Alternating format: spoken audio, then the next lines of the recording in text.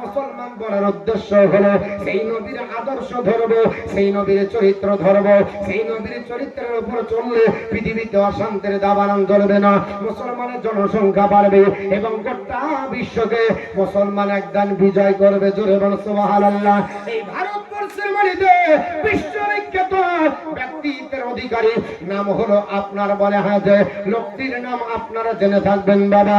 আপনার শেক্সপিয়ারের পরে George Bernard show বাবা ইংরেজি সাহিত্যে দ্বিতীয় স্থান অধিকার করেছিলেন, নাট্য সাহিত্য রচনা করেছিলেন, একটা গ্রন্থ রচনা করলেন, গ্রন্থটির নাম দিলেন আপনার বলে হাজে জেনুন ইসলাম, ভলিউম নাম্বার 1 পৃষ্ঠা নাম্বার 69। তাতে বলতে বাধ্য হয়ে গেল, এ জগৎবাসী তোমরা শোনো, আমি তোমাদের কাছে বলে দিয়ে যাই, if any religion had the chance of ruling over England and Europe within the next 100 years, it can only be Islam. এই জগৎবাসী শুনে রেখে দাও, আগামী 100 বছরের আগে পৃথিবীর জমিনে আপনার বলে হাতে গোটা বিশ্বটাকে শুধু নয়, ইংল্যান্ডে নয়, ইউরোপ মহাদেশ থেকে শুরু করে গোটা বিশ্বটাকে মুষ্টির মধ্যে যদি নিয়ে আসতে পারে, শাসন ক্ষমতা যদি চালাতে পারে, এখানে আপনার বলে হাতে হিন্দু হবে না, চারাল হবে না, আদিবাসী হবে না, খ্রিস্টান হবে না, ইহুদি হবে না, নাসারা হবে না, বৌদ্ধ হবে না, একমাত্র যে হবে ইট ক্যান অনলি বি ইসলাম,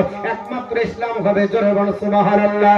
তিনি বললেন পৃথিবীতে একমাত্র ইসলাম গোটা ইউরোপ মহাদেশ সহ শাসন ক্ষমতার আপনার বলে হাতে অধিকারী হতে পারে, এটা আপনার পৃথিবী জমিনে তার একমাত্র আদর্শ হলো নবীর জন্য। জোরে বলো সুবহানাল্লাহ। কারণ এই নবীর আদর্শের কাছে গোটা বিশ্বের ঋণী হয়ে যাবে।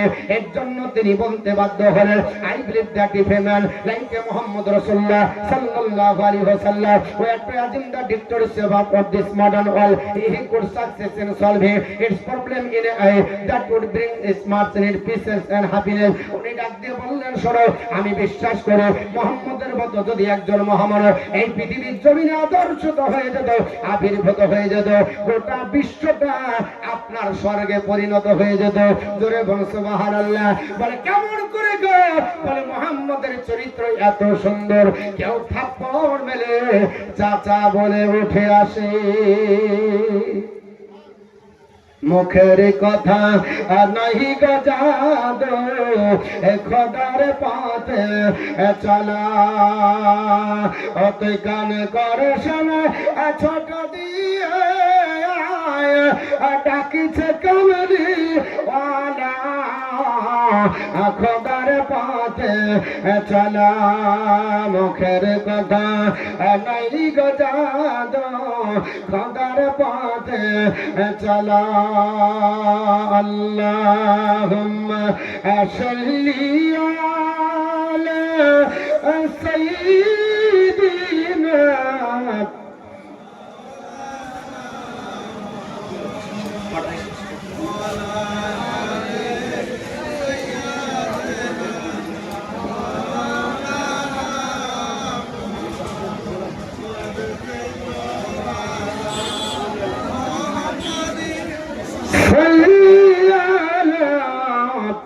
मोहम्मद हरदम सेन काला पाकन में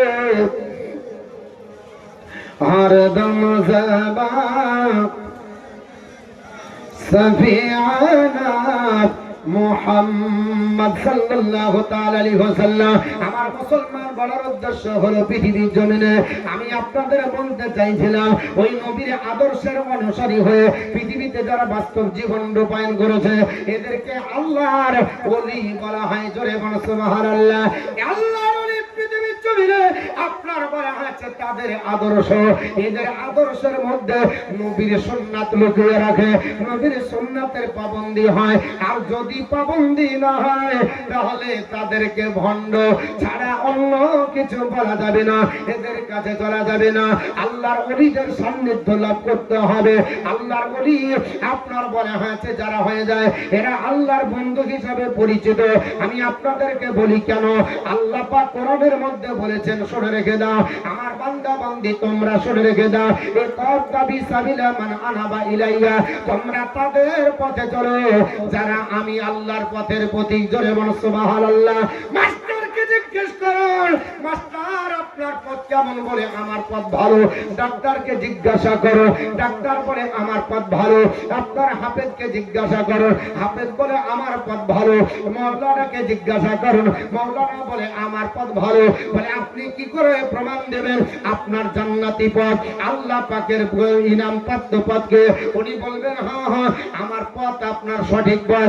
অথচ যদি আপনার ডাক খতিয়ান তুলে দেখা যায় তাহলে কোনো আপনার রেকর্ডীয় সম্পত্তি পাওয়া যাবে না। বিনা রেকর্ডে কব্জ করে বসে আছে মুসলমান। পৃথিবীর জমিনে ওলিয়া উলিয়া হতে হয়। আর বর্তমান যুগে এক আপনার মনে আছে ডালটা বেরিয়েছে বাবা। আমি আগেও বলেছি আপনাদেরকে, এখনো বলে যাচ্ছি, শুনে রেখে দেন।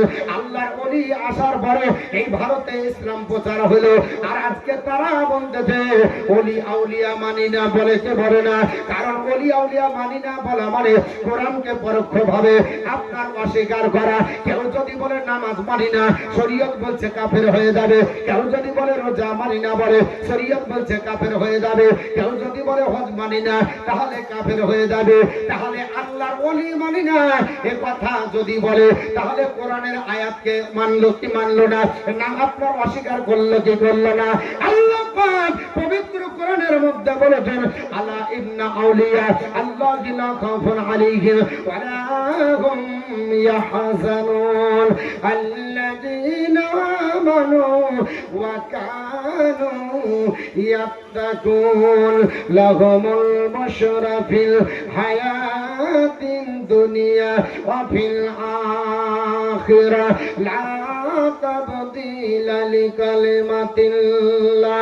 আমার আল্লাহ পাক বলেন বিঘন সাবধান হয়ে যাও, বেরডি অন দা ফ্রেম না পারলে আল্লাহর যারা বন্ধ হয়ে যায়, আল্লাহর যারা প্রেমিক হয়ে যায়, আল্লাহর যারা আশিক হয়ে যায়, আল্লাহর যারা বন্ধ হয়ে যায়, দেয়ার ইজ নো ফিয়ার, তাদের কোনো ভয় নাই। এন্ড নর সালদিপ, তাদের কোনো চিন্তা নাই। আল্লাযিনা আমানু ওয়া কানু ইয়াত্তাকুন, আর যারা আল্লাহর ওলি হয়ে যায় তাকওয়া পরহেজগারিতা অর্জন করে। অর্থাৎ যাদের মধ্যে পরহেজগারিতা নাই তারা কখনো আল্লাহর ওলির সংজ্ঞার ভিতরে আসবে না। আর যখন ওলি হয়ে যাবে লাহুমুল বুশরা ফিল হায়াতিদ দুনিয়া ফিল আখিরাহ, তাদের জন্য শুভ সংবাদ পার্থিব জগতে, তাদের জন্য শুভ সংবাদ পরজগতে। জোরে বল সুবহানাল্লাহ। আল্লাহর ওলি যখন হয়ে যাবে মুসলমান পৃথিবীর জমিনে লা তাবদীলা লিকালিমাতিল্লাহ, আপনার আল্লাহ পাক বলেছে লা তাবদীলা লিকালিমাতিল্লাহ, no change can there be in the words by Allah. আল্লাহর কথার কোনো পরিবর্তন নাই। জোরে বল সুবহানাল্লাহ। আমার মুসলমান পৃথিবীর জমিনে আল্লাহ পাকের ওলি কেমন ধরে আজ আপনাদেরকে জানিয়ে দিতে চাই। আমার মুসলমান বলার উদ্দেশ্য হলো আমরা ওলির আপনার সোহবতে আসি। ভারতবর্ষের অধিকারী আমরা ভারতে বসবাস করি। এই ভারত হলো খাজার, কোন দাদার নয় আর কোন দিদির নাই। ঠিক না ঠিক? কার বাপ? জোরে বলেন ভারত কার? খাজার না দাদার? দাদার, দিদির। দাদার ওলাই, দিদির ওলাই। দাদা বলছে বাড়ি দিয়েছি, অতএব ভারত আমার। দিদি বলছে লক্ষ্মী ভান্ডার দিয়েছি, অতএব তোমরা আমার।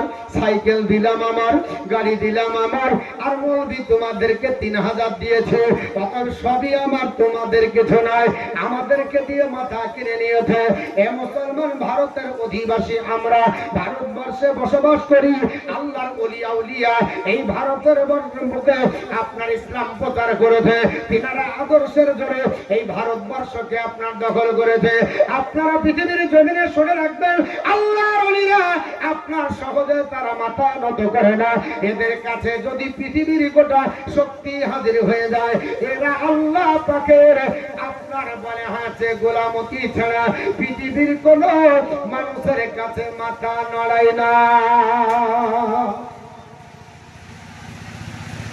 আচ্ছা, ওই ভোট ভোটিটা যে ওখানে ভোট ভোট করছে, তো ওখানে উঠতে পারছে না, পুঁতিয়ে গেছে। এর ছাড়া তো অন্য কিছু না।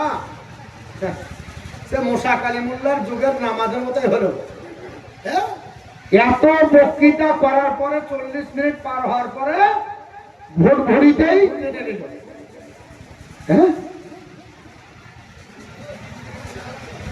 আমার মুসলমান বলার উদ্দেশ্য হলো আল্লাহর ওলিদের এর জন্য বাবা আমরা আপনার সান্নিধ্য লাভ করি। আমি আপনাদেরকে বলে দিই, আল্লাহর ওলি আউলিয়া ধরতে হবে, ওলি আউলিয়ার সান্নিধ্য লাভ করতে হবে। একটা ঘটনা আপনাদেরকে বলে দেয়, আর বেশি সময় না, একটাই ঘটনা বলবো, কারণ বলতে চাইছিলাম আপনার ভারতের অবস্থা, কিন্তু যেহেতু এটা একটা ওরস, এখানে আমাকে কিছু বলতেই হবে। এর জন্য বলি বাবা, বরফের আব্দুল কাদের জিলানী গিলানী রহমাতুল্লাহ আলাইহি, ওনার জামানায় একজন মহিলা এসে ডাক দিয়ে বলে, না হুজুর, আমার মেয়ে ইন্তিকাল করেছে, 8 দিন হলো মনটা ছটফট করে, আমার মেয়ে কবরে কি অবস্থায় আছে একটু আপনি বলে দিন। আল্লাহর মহান ওলি বরফের আব্দুল কাদের জিলানী বলে, মা কবরের খবর কি করে বলবো, ওটা তো বলা সম্ভব হবে না। নাচড়বান্দির মতো দাঁড়িয়ে গেল, হুজুর গো আপনি এমন কোন ওজিফা দেন যাতে করে আমি কবরের খবরটা যেন বাড়িতে বসে জানতে পারি। আল্লাহর মহান ওলি বরফের আব্দুল কাদের জিলানী রহমাতুল্লাহ আলাইহি ডাক দিয়ে বলে, মা তুমি যদি এটা না ছাড়ো তাহলে তুমি প্রত্যেকদিন রাত্রি বেলাতে বিছানায় যখন ঘুমাবে, আর আপনার বলা হচ্ছে সূরা তাকাসুর, অর্থাৎ আলহাকুমুত তাকাসুর হাত্তা জুরতুমুল মাকাবির, এই সূরাটা পড়ার পরে তুমি ঘুমিয়ে যাবে, তোমার মেয়ে কবরে কি অবস্থায় আছে তুমি স্বপ্ন যোগে দেখবে। এখন তো কোরআনের কোনো আপনার আমলই নাই, আছে বাবজি? হ্যাঁ, ওরা আমল নাই। এর আগে আপনাদের বলেছিলাম, কথায় কথা বেড়ে যায়, কোন ফিতনা কোন দাজ্জাল আমাদেরকে এসে কিছু করতে পারবে না যদি সূরা কাহাফের 1 থেকে 10 নম্বর আয়াত মুখস্থ থাকে। আল্লাহর নবীর হাদিস, 1 থেকে 10 নম্বর আয়াত মুখস্থ করে নেন, কোন দাজ্জাল আপনাকে ফিতনায় ফেলতে পারবে না। এ তো সামান্য। আজ আমাদের কোরআনের আমল নাই, এর জন্য এই সমস্ত বিপদ। বাড়িতে তেলাওয়াত হয় না, সকালবেলায় উঠে কোরআন পড়াতে পারি না। নবী বলেছে, যে বাড়িতে সকালে কোরআন শরীফের তেলাওয়াত হয়, বিশেষ করে সূরা ইয়াসিন, তার গোটা দিনটা ভালো যায়। কিন্তু সকালবেলায় উঠে টাটা দিয়ে উঠলাম, নাকি বলছেন? এখনো বাচ্চা পৃথিবীতে আসেনি, মায়ের পেটে কনসেপ্ট করেছে, ছেলে নাই, কেরালায় কাজ করে, বলছে বাচ্চাটা যদি বেটা ছেলে হয় ইঞ্জিনিয়ার বানাবো, মেয়ে যদি হয় নার্স বানাবো। আগেই পরিকল্পনা করেছে। হ্যাঁ, টাকা বাবা কোথায়? বলে কেরালা থেকে দরকার হয় আসবো না, তুই চালাবি। তুই চালা, অসুবিধা নেই, কেরালা থেকে নামবই না। মাস্টার ডাক্তার না বানিয়ে ছাড়ছি না, পড়া যে কত দূর আছে দেখছি, দেখে গা ছাড়বো। এর জন্য ছেলে পড়ে কেজি 1-এ 5 কেজি বই, টুকটুকি ছাড়া পড়া হয় না, ঠিক না? ঠিক বাপ? আর বাড়ির কাছে মক্তব তো মাদ্রাসাতে একটাও ছেলে মেয়ে যায় না, ফ্রিতে পড়াচ্ছে। হুজুর 3 বেলা করে বলে, হুজুর যদি বাই চান্স 4 দিন কামাই করে মাদ্রাসা কামাই করে বাড়ি বেড়াতে যায়, আসার পরে হরকেল দিয়ে যদি খুঁজে একটাও স্টুডেন্ট পাবে না, তখন মায়েকে বলতে হয় মৌলভী সাহেব এসেছে, মৌলভী সাহেব এসেছে। তো এই আহারিয়া ভাঙতে 1 সপ্তাহ লাগে। জটা ছিল ওই ছাত্রগুলাকে গুছাতে আবার 1 সপ্তাহ লেগে যায়, দিয়ে আবার সেক্রেটারি কেশিয়ার চাপ দেয়, এই হুজুর আপনি 4 দিন ছিলেন না, এর জন্য সব বিংটে গেছে। ফ্রির পড়াতে কোনো অসুবিধা নেই। হ্যাঁ, আর টাকা দিয়ে পড়তে হয়। বাচ্চা ছোট, গাড়িতে নিয়ে যাবে, 8 ঘন্টা আগে রাস্তাতে ওয়েটিং আছে, আসবে, গাড়িতে ধরিয়ে দিবে, আবার গাড়ি থেকে নামিয়ে দিবে। কত কত আপনার বড় আছে যত্ন। তারপরে বড় হওয়ার পরে যদি প্রস্রাব ফিরতে বলেন, ওইটুকুও শিখতে পারেন। প্রস্রাব ফিরতে হয় কি করে, এমন প্যান্ট নিয়েছে জীবনে টাইনে উঠবে না, তুলতে পারবে না। কি বলে বেলবট না কি বলছে, আচ্ছা নাম দিয়েছে এমন, আর 2 পার্ট, এদিকে 1 পার্ট এদিকে 1 পার্ট। বাই চান্স যদি অপরে নামাজে যায় তো জামা এত শর্টকাট, একেবারে যে গলতানি, আর এদিক গোটা ফাঁকা। এদিক নামতে নামতে বাংলাদেশের বর্ডার দেখা যাবে। যদি ওর প্যান্ট তুলতে হয় জিসিবির বাকেট দিয়ে তুলবেন, উঠবে, কিন্তু প্যান্ট উঠবে না। কেমন প্যান্ট করেছে, ঠিক না বেটি? আমার মুসলমান বলার উদ্দেশ্য হলো একটু শুনে রেখে দেন, আল্লাহর আপনার বলে আল্লাহর ওলিদের জীবন চরিত্রের উপর যদি আদর্শের অনুসারী হওয়া যায়, আপনার আমার চিন্তা হবে না, আপনার আমার কোনো আপনার অসুবিধা হবে না। আল্লাহর ওলিদের দামান ধরে চলবে, ইহ জগত কল্যাণ হবে, পরজগত কল্যাণ হবে। কারণ আমার আল্লাহ পাক বলেছে তোমরা তাদের সঙ্গে মিশে যাও যারা আমার আপনার বলে হয়েছে বন্ধু হবে, তোমরা তাদের সঙ্গে সম্পর্ক করো যারা আমার সঙ্গে সম্পর্ক করেছে। আল্লাহ পাক বলেছেন তাদের সঙ্গে সম্পর্ক করে নাও, কোন মাসদিকিন সত্যবাদীদের সঙ্গে লাভ করো, তাহলে তোমরা আপনার বলে হয়তো তোমাদের অবস্থা আপনার ভালো হয়ে যাবে, তোমরা পরিত্রাণ পাবে, তোমাদের নাজাত হয়ে যাবে। বড় পীর আব্দুল কাদের জিলানীকে ডাক দিয়ে বলে হুজুর একটু আমাকে কোরআনের শিক্ষা দেন, আল্লাহর কোরআনের কি আপনার আছে আয়াত, আল্লাহর কোরআনের কি সূরা আছে বলেন। হুজুর বললেন মা তুমি যদি জাহান্নামের আগুন থেকে তুমি নিজেকে বাঁচতে চাও, মেয়ের অবস্থা যদি বুঝতে চাও, তাহলে সূরা তাকাসুর ওটা রাত্রিবেলায় পড়ে ঘুমাবে, এটা আমি তোমাকে দিলাম। রাত্রিবেলাতে পড়ে আর আপনার বিছানায় ঘুমিয়ে যায়। এই করতে করতে এক সপ্তাহ হলো স্বপ্ন যোগে দেখতেছে। স্বপ্ন হলো তিন প্রকার বাবা, একটা হলো রোহানি, একটা হলো নাফসানি, একটা হলো শয়তানি। আল্লাহর নবী বলেছে যারা রোহানি স্বপ্ন দেখে এরা বারহাক সত্য দেখে, আর এটা বুখারী শরীফের হাদিস 70 ভাগের 1 ভাগ। জোরে বলুন সুবহানাল্লাহ। নবী বলেছে সাহাবারা যারা সত্য স্বপ্ন দেখলো তারা বারহাক দেখে নিল। যেমন নবীকে কেউ যদি দেখে মান রাআনি ফিল মানাবি, যদি কেউ আমাকে স্বপ্ন দেখে ফাআর আপনার বলে হয়েছে সে ফাআর আল হক, সে যেন আমাকে সত্য দেখলো। জোরে বলুন সুবহানাল্লাহ। আল্লাহর নবীকে দেখা মানে আপনার বলে হয়েছে সত্য দেখা। আপনি বলে হয়েছে আল্লাহ পাকের পৃথিবীর জমিনে আপনি এই রকম অনেক স্বপ্ন আছে। আর একটা স্বপ্ন হলো নাফসানি, দিনে যেমন টেনশন করবেন রাত্রে তেমন টেনশন পোহাবে, দরকার হলে বকো কিলাবেন। কারোর সাথে আপনার বলে হাতে ঝগড়া করেছেন, কিন্তু মারতে যাচ্ছিলেন পারেননি, বাড়িতে এসে রাগ আপনার ধরে আছে, এক বিছানায় ঘুমাচ্ছেন, ওই কিল ঝাড়তে ঝাড়তে যে মেরে দিয়েছেন পার্টনারশিপকে। বলছি কি ব্যাপার গো রাত্রে এই কাজ কেন? বলে বলিস না মুড়ে মারতে গেছিলাম পারিনি, ওটা এসে এখানে হ্যান্ড ওভার হয়ে গেছে। আমার মুসলমান এটা হলো আপনার স্বপ্নের, এটাকে নাফসানি বলা হয়। দিনে আপনার দিনে যেমন টেনশন করবেন রাত্রেতে এইরকমই ভুল আপনার বকবে, এইরকমই আপনার বলা হয়েছে টেনশন হবে। আর একটা হলো শয়তানি বাবা, এই শয়তানি স্বপ্ন যদি দেখে আল্লাহর নবী বলেছে তাহলে তোমরা বিছানা থেকে দাঁড়িয়ে যাও, দাঁড়িয়ে যাবার পরে বলো আউযু বিল্লাহি মিনাশ শাইতানির রাজিম ওয়া মিন শাররি হাযিহির রিয়া, এই বলে বান্দাকে 3 বার থুতু ফেলো। আর জীবনে তোমরা খারাপ স্বপ্ন দেখবে না। আল্লাহ পাকের আপনার ওলি বড় পীর আব্দুল কাদের জিলানী বলে মা তুমি চলে যাও, যাবার পর তুমি এটা আমল করো, তুমি সত্য স্বপ্ন দেখতে পাবে। 8 দিন পরে হাও হাও করে কাঁদতে কাঁদতে আল্লাহর ওলির দরবারে চলে আসে। হুজুর বিয়াদবি মাফ করবেন, আমি এমন একটা স্বপ্ন দেখেছি, এই স্বপ্ন দেখার চাই না, না দেখাই ভালো ছিল। আল্লাহর ওলি ডাক দিয়ে বলে কি স্বপ্ন? বলে হুজুর রাস্তা দিয়ে চলে যাচ্ছি, হঠাৎ করে যেতে যেতে দেখা যায় একটা কবরস্থান সামনে দেখা যায়, আর ওই কবরস্থানে দেখা যায় দাউ দাউ করে আগুন জ্বলছে। আকাশ থেকে একটা জিঞ্জিরি ঝুলিয়ে দেওয়া হয়েছে, আর ওই জিঞ্জিরিতে একটা মহিলা চুলকে আটে বেঁধে দেওয়া হয়েছে।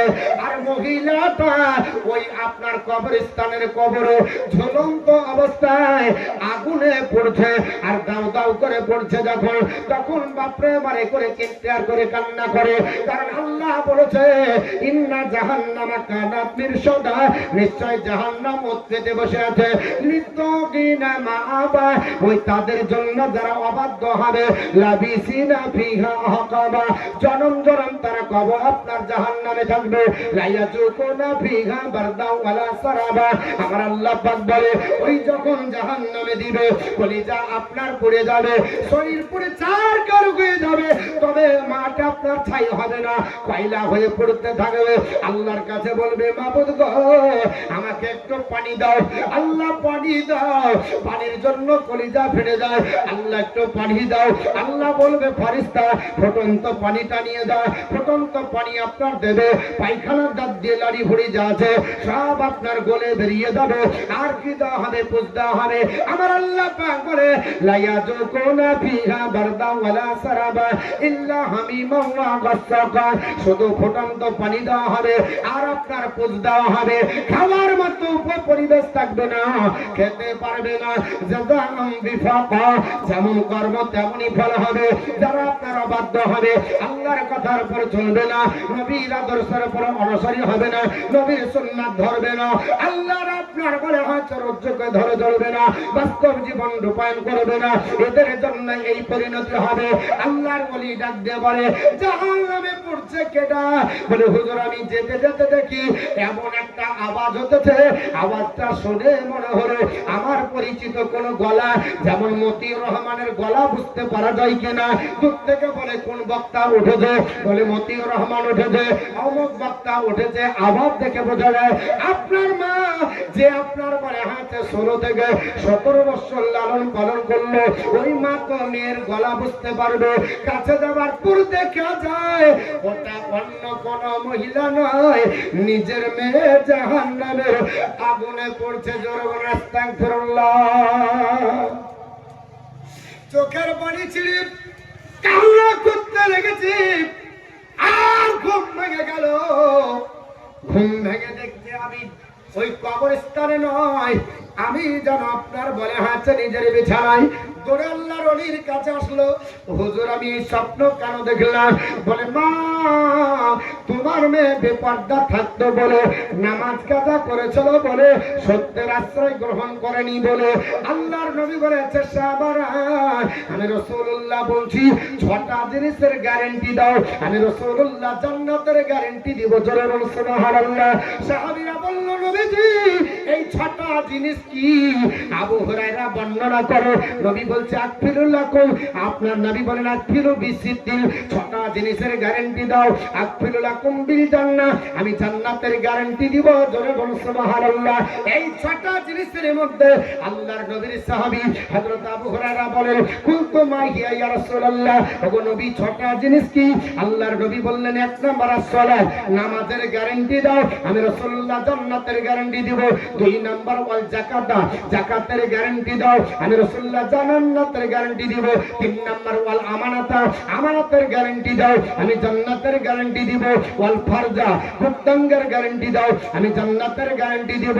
5 নাম্বার নবী বললেন ওয়াল বাতনা, পেটের গ্যারান্টি দাও, গোডাউন বানিয়ে রেখে দাওনি, যেটা খুশি সেটা ঢোকাবা, এটা নয় হালাল রুজি দিয়ে পেট পূর্ণ করো। এই গোডাউন শুধু আল্লাহর নিয়ামত দিয়ে ঘর আপনার লোড করতে হবে।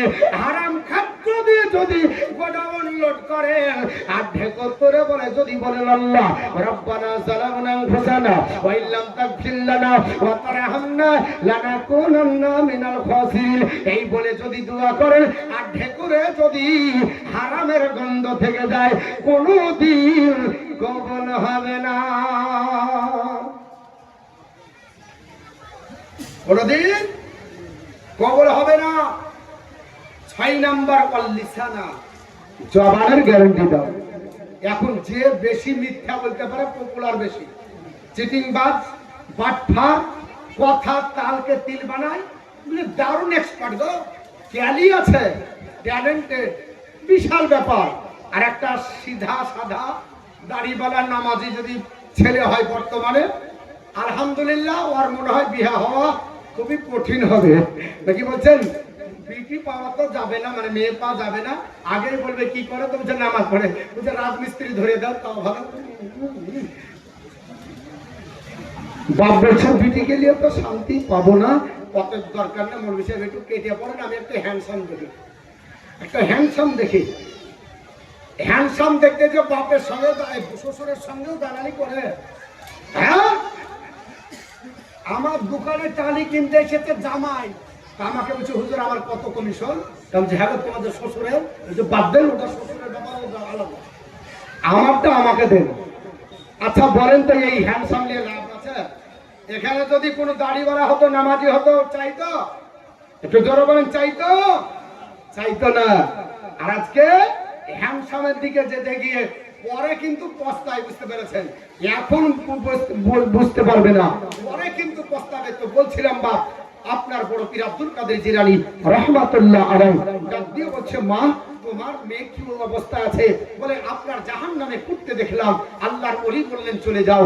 যাবার পর আবার এক সপ্তাহ তুমি আপনার নামাজ পড়তে লাগো, আপনার সত্য কথা বলো, নিজেকে পর্দাবৃত করো, খবরদার মিথ্যা বলবে না। এক সপ্তাহ পরে বড় পীর আব্দুল কাদের জিলানী তিনি মুরাকাবায় বসে আছেন। হঠাৎ করে কাশফের জগতে আল্লাহ পাকের আপনার বলে আছে আসমানে পড়ি দিয়ে আল্লাহর জান্নাতের সম্মুখে দণ্ডায়মান। জোরে বলুন সুবহানাল্লাহ। বড় পীর আব্দুল কাদের জিলানী আল্লাহর জান্নাতের দরজার কাছে একজন মহিলাকে ঢুকে যেতে দেখলেন। যাওয়ার পর ডাক দিয়ে বলে মাকে। তিনি ওই মহিলাটা ঘুরে বলে, হুজুর আমি হলাম ওই মহিলা যার মাকে আপনি সূরাত তাকাসুরের আপনি ওজিফা দিয়েছেন। জোরে বলুন সুবহানাল্লাহ। আল্লাহর মহারানী বড় পীর আব্দুল কাদের জিলানী বলে, হে আল্লাহর বান্দি, তুমি জান্নাতি কি করে হলে? তোমাকে তো তোমার মা জাহান্নামে পড়তে দেখেছে গো মা। আল্লাহর মহারানী বললেন, হুজুর আল্লাহর মহারানী বললেন, বলে মা তুমি তো জাহান্নামে পড়ছিলে, জান্নাতি কি করে হলেন? মহিলাটা ডাক দিয়ে বলে, হুজুর বিয়াদবি নেবেন না, আমি জানতাম না কোরআনের ফজিলত এত দূর। আল্লাহর আপনার যারা বান্দা হয় এরা কোরআন পড়লে এতটা ফজিলত হবে জানি না। পাশে একটা মাদ্রাসা আছে, বাচ্চা ছেলেরা চলে যাচ্ছিল, কবরস্থান দেখে তাদের শিক্ষকের কাছে শুনেছে কবর দেখলে সালাম দেবে, আসসালামু আলাইকুম ইয়া আহলুল কবর, এই বলে সালাম দেবে। হুজুর গো বাচ্চা ছেলেগুলা কিছুই জানে না, সবে মাত্র কোরআন ধরেছে, কোরআন পড়তে পেরেছে। এরা কবরস্থানের পাশ দিয়ে যাচ্ছিল, আর সালাম দেওয়ার পরে একে অপরকে বলল, চল একটু কবরটা জিয়ারত করি।